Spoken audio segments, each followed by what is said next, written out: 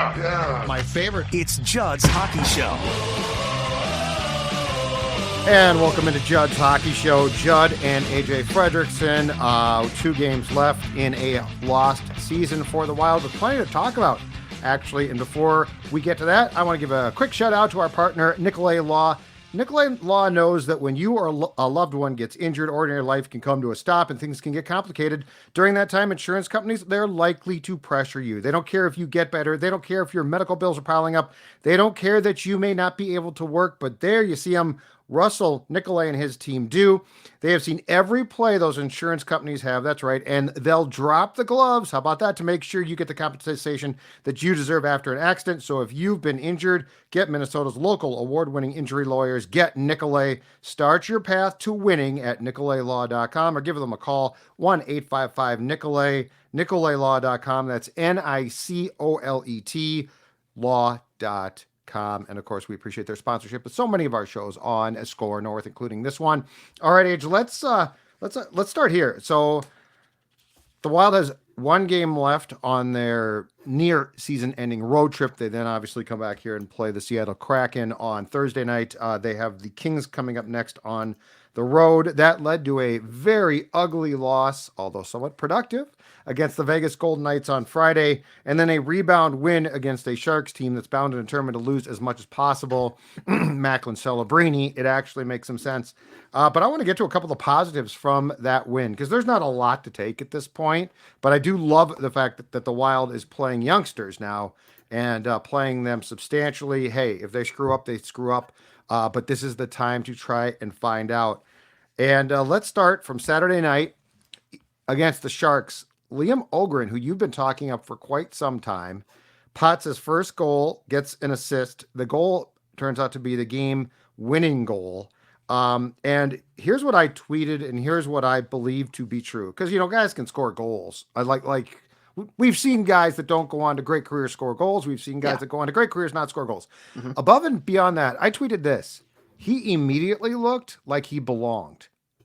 Like in the 2 games, because he did debut in the Golden Knights travesty, but he looked like a kid, or he looked like a man that belonged. And I think that is such a positive because, when Marco Rossi started out, I think they decided very quickly that at his size, he looked like he didn't belong. Like he had skill, but he looked like he didn't belong. And look, there are little guys that can step in, and at first you're like, that guy's going to get killed, and then it turns out that they're pretty damn good just because they're so skilled. But in Ogren's case with a wing, I liked what I saw just from a physical standpoint. His goal was in front. It's 2 games, so very small sample size. But I didn't see a guy that looked like he was in awe or overpowered coming from the Swedish league in which he played. And I thought that was an incredibly good sign. Yeah, and that's the thing that's been kind of, I guess, postered on his prospect card since being drafted. He's a decent 2-way guy. He's not afraid to, like you were kind of talking about, he plays up to kind of the size that you'd want him to be at. He's not afraid to do the dirty work in the defensive zone, but the more impressive thing is, like you're talking about, that transition going from defense to offense, and his puck skills, his passing ability, and like we saw, his finishing ability is something that I think is only going to get better with time. And, he's still very green, and there's still some flaws to his game that I'm sure you're going to get ironed out over the next season or so before you really hope to have him make that breakout type of performance and whatnot. But you sometimes see the guys take the lap, they go out there all alone, and it's just, okay, look at the bright lights, look at, how many people are in the stands, look at all the advertisement, all that type of stuff, and kind of the new NHL atmosphere. He didn't look phased whatsoever. And I think that's promising for this group. And when you drop him into this new wave that we're hoping to see over the next season or 2 here with the Wild, where it's a lot of younger guys, having that sort of, I get, and I say this going off of what 6 periods of hockey for him, right? Yeah, but a maturedness that yes, I expect to see more, because that's also a thing that you've seen from him. Is I believe, and I could stand to be corrected on this, but I believe he also wore the C for Sweden at the World Junior Championships most recently. Thank you. He did. Yes. And that goes back to exactly what you want. It's a guy that is a leader. He's got that veteran mindset. We've seen this with Rossi.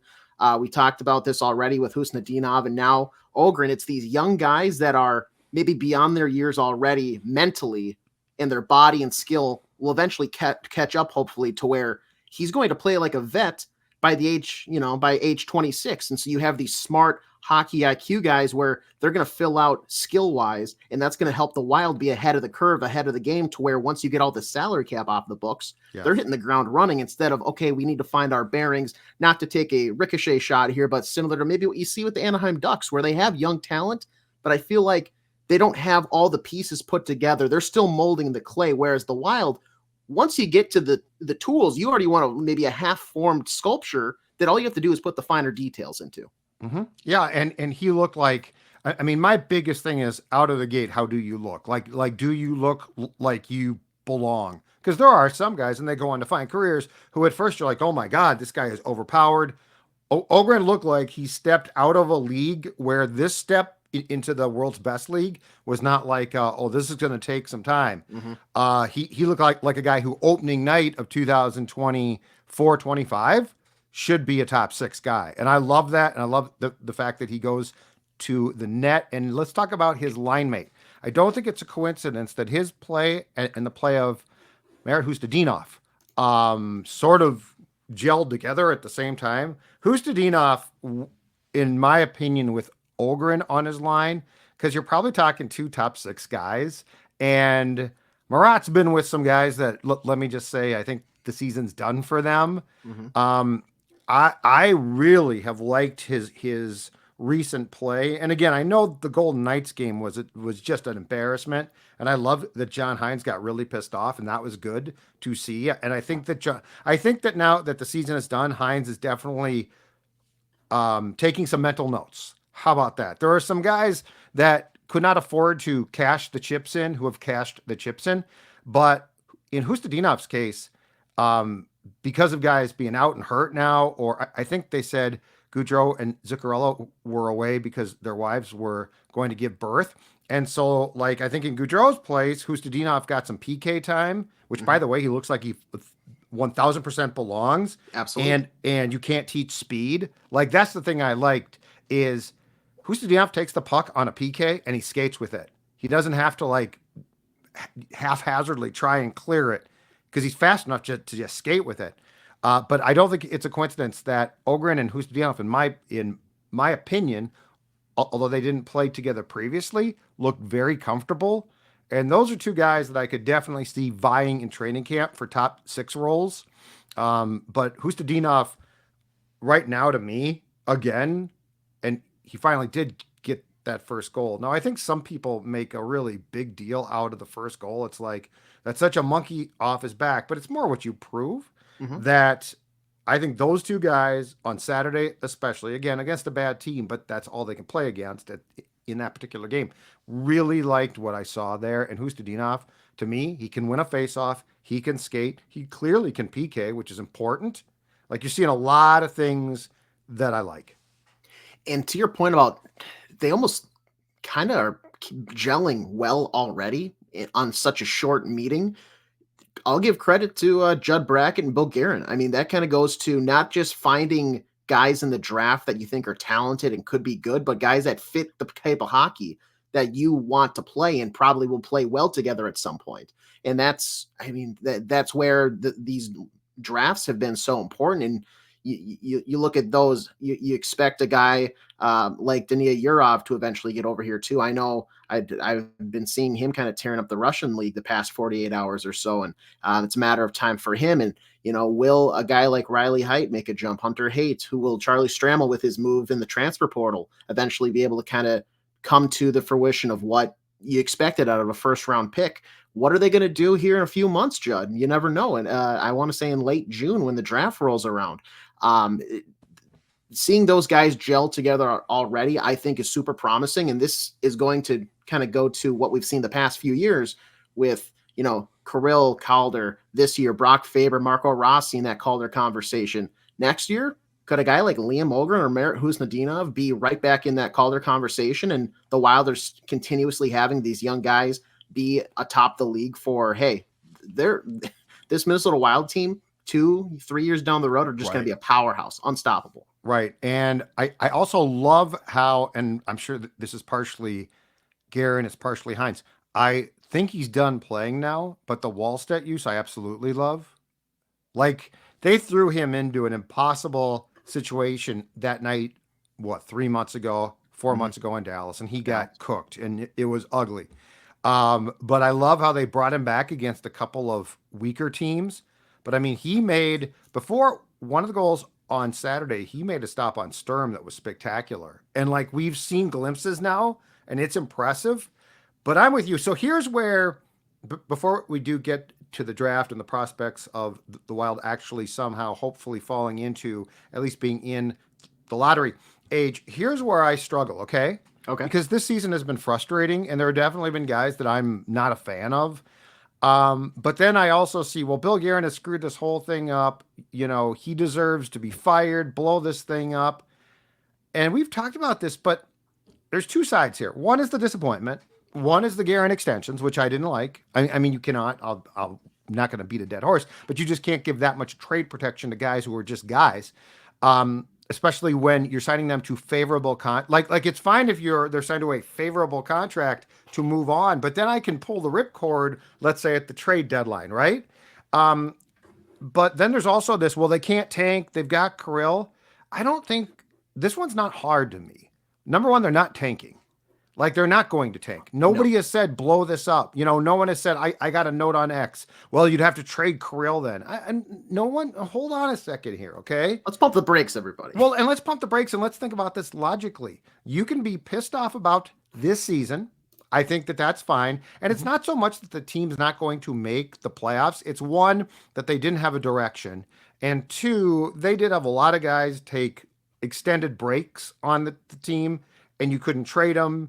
And the veterans, there are veterans, I can say this, they disappointed me, okay?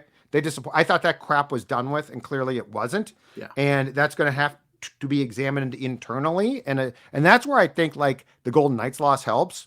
Because for John Hines, that's a F you, John, I don't care about you.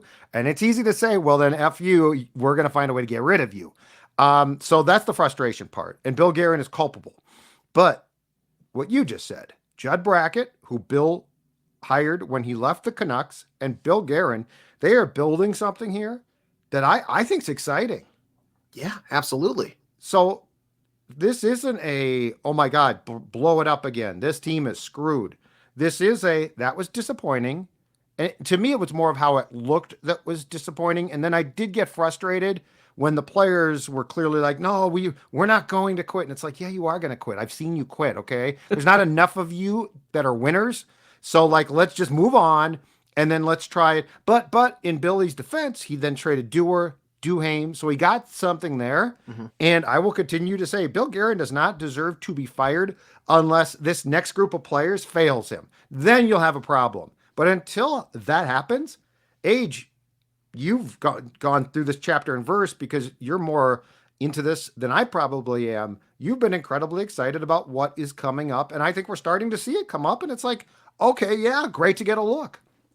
Yeah, and that's where, I mean, this is more of the philosophical side of sports rather than it's not you plant your flag one side of the line or the other, where it's, I love this regime, I'm a Bill Guerin stan, I would take a bullet for him, or it's off with his head, march him through the streets, burn the city down. Like, you can be critical of them while also praise them. It, like, even in the same sentence.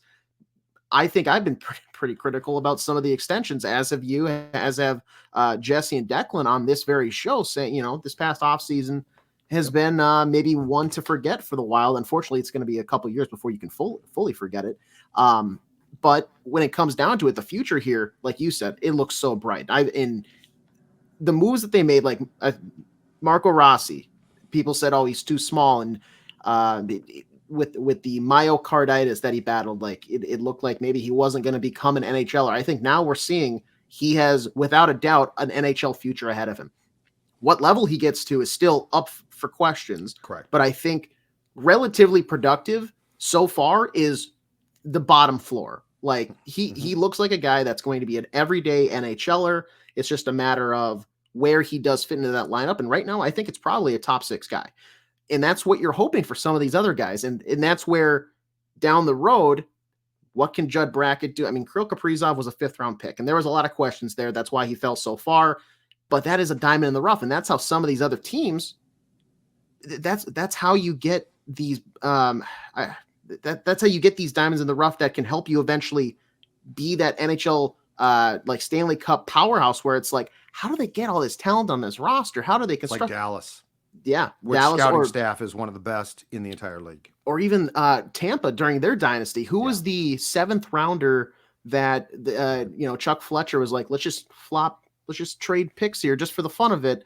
I forget who was drafted there, but it's just like Chuck's Kirill pick too was fantastic. But I mean, Chuck, the problem with Chuck is I don't think he understood to what you're talking about, like the value of the 1st and 2nd round picks, and that's where Judd Brackett and Bill Guerin do. Like they're shooting now the Strama one might be a complete bust, right? But the 2nd round pick is doing well. Yes. And like Wallstedt looks like he was and to take a goalie in the 1st round is now seen as a gamble, Yeah. Rossi at 9 looked like he could be a bust for a while, but I agree with you. Now he looks like a top 6 guy.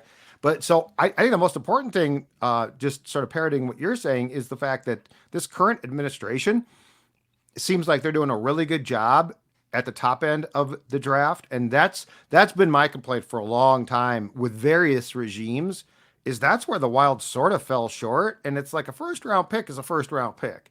It should turn out to be a productive player, especially if it's before, 20 something. So I think that's where I'm hopeful. And that's where it's like, oh, blow it up. They're going to have to blow it up. They're going to have to fire Guerin. Or if you're going to do that, trade Kirill. All of this is premature. There's disappointment with this year. And again, I personally am disappointed in some players. Like, I don't mind missing the playoffs. This team, in my opinion, I don't care if they make the playoffs next season. Yeah. No, and you're going to have bad times. Like, this is every musical has that one like song where you're like, can we just skip this? Like, if you're watching The Lion King, I want to skip past Can You Feel the Love Tonight? I don't care. Let's get to Hakuna Matata. Let's get to the hits. Like, you're going to get past these at some point to the big grand finale, which for the Wild hopefully ends in a dancing choreographic number where they hoist a tin cup over their head and they're able to parade it around. Oh God, it'll be beautiful fantastic. challenge. Can't say its name. Beautiful challenge. Players will not say its name. It's hilarious. They won't touch it or say its name until they win it. So on that note, what is and this goes back to a conversation that we had long ago about like, how hard should you be trying to like milk wins here and there? And I think we were both in lockstep. A lot of people disagreed with us, but with two games left, you got the Kings and the Kraken. And the Wild eliminated now, but they're still jockeying for both playoff position elsewhere in other towns and draft position. Where do things stand right now with 4 potential points left? So where the Wild stand right now, they are drafting in the 12th spot, and that's before any lottery shakeups could potentially happen. Judd, here's the bad news. The first 11 picks into the lottery, those are the spots that are in viable contention to make a jump up to number 1 overall. So the Wild, as of right now, they cannot get into the top 11. Somehow Buffalo would need to secure 4 points in their last game. Not sure that's possible. So where they sit now is a very weird predicament because 12 is as high as they can go, but if they want to win while other teams lose, they can actually get, I believe, as low as 15. Because Philadelphia, 1 game left, they're sitting at 87 points. Ideally, they somehow squeak out some win. They've actually helped the Wild winning their last 2 games. Pittsburgh, their pick currently is going to San Jose. And they're still battling for that final playoff spot. And this is where it kind of helps because the East is a mess. The East is such a mess because you have Pittsburgh, you have Detroit, and Philadelphia. They're technically, those 3 teams are battling. So it's like they're all trying, which is fantastic news for the Minnesota Wild. Okay. But Pittsburgh, they have 2 games to go. Detroit has 2 games to go. But Pittsburgh sitting at 86 points and Detroit at 87. Philadelphia's at 87. So ideally, with those teams trying, you'd think that the Wild can stay at 12. And with that, they actually are going to be able to, once the lottery rolls around, they right now have an 85.7% chance of staying at 12, drafting there. They can actually drop down as low as 14th if they stay at the 12th position. So it's an 8.9% chance to drop back, 0.2% chance to go back 2 spots. But here's where the kicker is. Okay. 0.1% chance to jump up to 4th overall, 0.1% chance to jump up to 3rd, and a whopping 5.1% chance of getting up to number 2 overall, where they could get Kirill, a fantastic Russian line mate in Ivan Demidov. That's not going to happen probably. They're going to more than likely just stay at 12. But the good thing is there has been a lot of shakeups since our kind of holiday prospect rankings. Some guys have fallen, some guys have emerged. The national tournament for college hockey actually shook some things up, and unfortunately so, I think, for the Wild, because Zeev Buium, Denver, he looked fantastic all tournament long. My still, I think, unicorn, despite not having a lot of playing time and kind of just being shielded off from the hockey world, Anton Salayev, he's actually fallen. I had him at I think 5 or 6 around the holiday. He's back down now in a lot of mock drafts around 10. So with how unquestionable things are, who knows how it shakes up and what kind of surprises could maybe see guys get taken higher. And then the guy that I've been high on, if they want to go forward, I don't think they do, just because they have a lot of forwards coming up in the woodworks. But Tij Iginla, he's been anywhere from back into the draft. Now he's gotten into the teens. Now he's on fringe top 10. You just like his dad. That's you. I believe you sung his praises at Christmas. He just plays. And the thing is, I think Jerome has 3 kids, 2 of which are boys.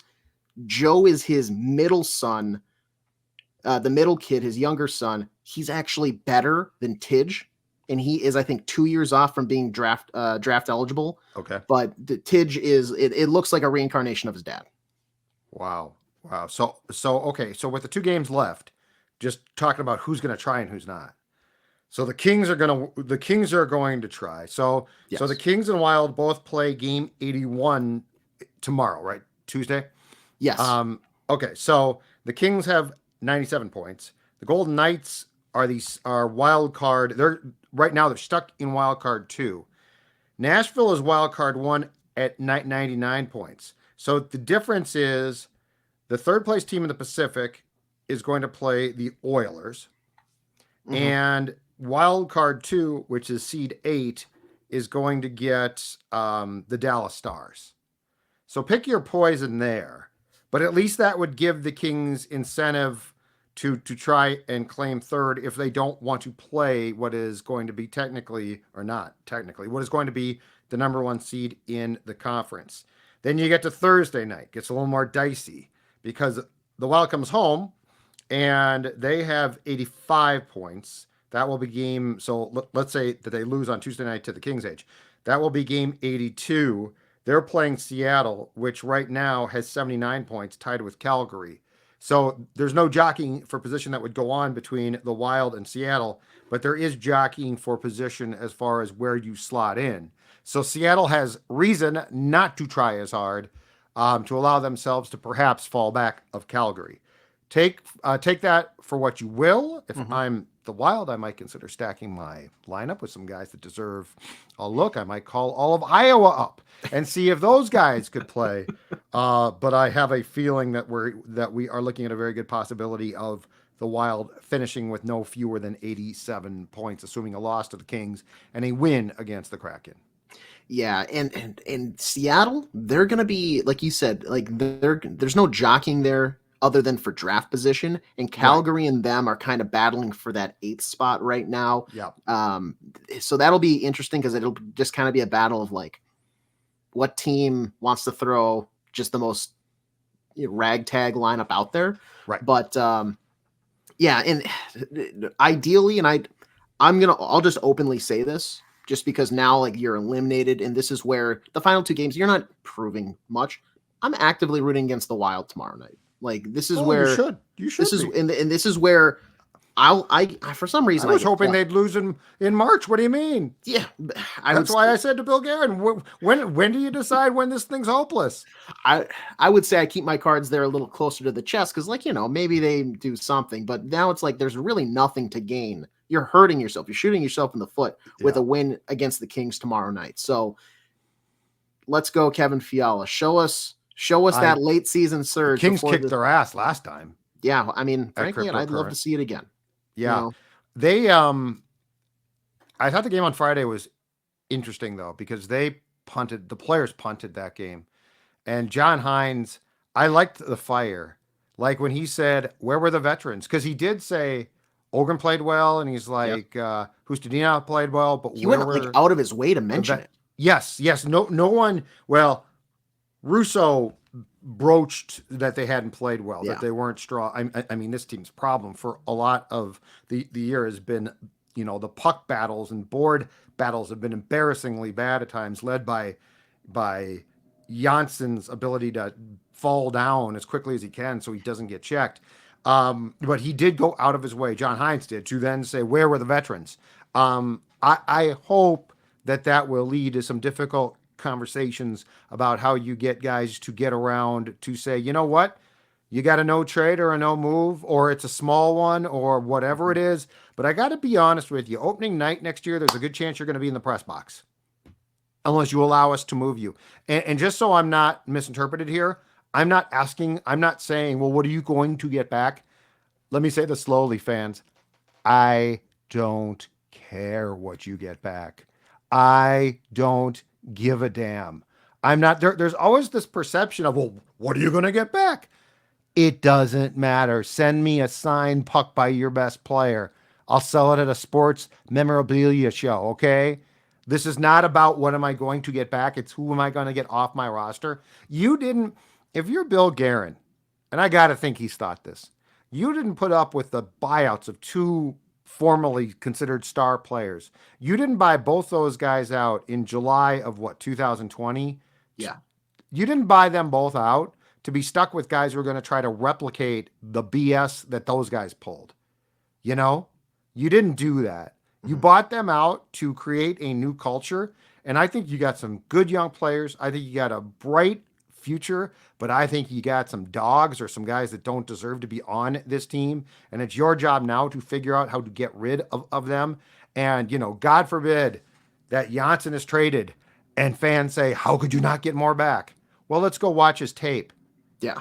Other than when he wanted to try hard because he was in a because he was in a contract year. So I'm not sure about you. I don't care. And I hope John Hines pounds the desk and says, I didn't take this job, Bill, to coach guys that quit, because we saw guys quit. And this is where I love this time of year, because the hopelessness of, well, then it's done. Hey, you prove it's done, I'll get rid of you. Yeah, I'm hoping that tomorrow night and Thursday are the final two times I have to see Marcus Johansson slotted in as that second line left wing for the rest of my Minnesota. How he stayed there. I think it's a trade. It must be some type of ploy. If it comes out, or like if there's an off-season deal that I can just look into, that there was a handshake of, we'll get you your playing time as long as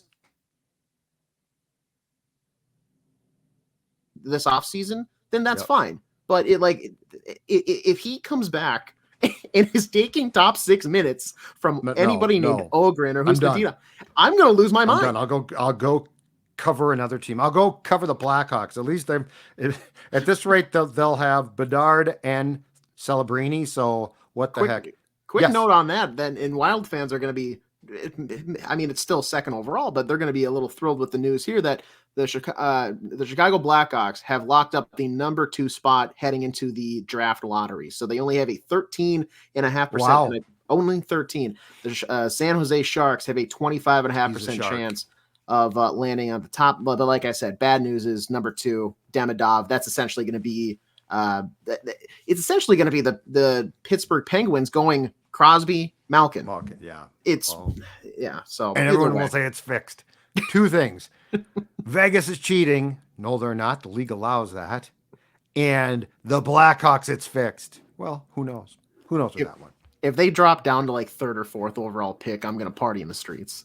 I wouldn't blame you one bit. Blame you one bit.